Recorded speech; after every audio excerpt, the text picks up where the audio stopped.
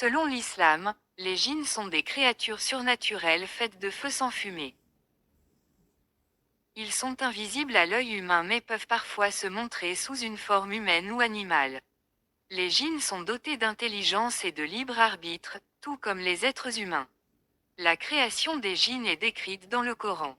Il est dit qu'Allah a créé les djinns avant les humains, à partir du feu. Le Coran fait référence au moment où Allah a ordonné aux anges de se prosterner devant Adam, le premier humain. La plupart des anges obéirent à cet ordre, mais un groupe de djinns, dirigé par Iblis, connu également sous le nom de Satan, refusa de se prosterner par arrogance et désobéissance envers Allah. En conséquence de leur désobéissance, Allah a maudit Iblis et ses partisans, les condamnant à l'exclusion du paradis et à être égarés sur terre.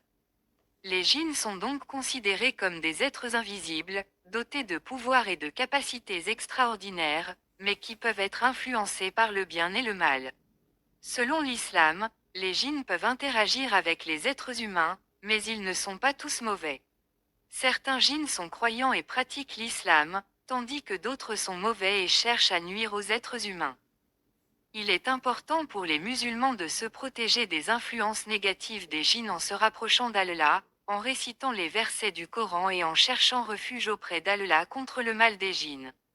En résumé, selon l'islam, les djinns sont des créatures surnaturelles créées à partir du feu, dotées d'intelligence et de libre arbitre. Leur création précède celle des humains. Certains djinns sont bons et croyants, tandis que d'autres sont mauvais et cherchent à causer du tort. Les musulmans sont encouragés à se protéger des influences négatives des djinns en se rapprochant d'Allah et en cherchant refuge auprès de lui.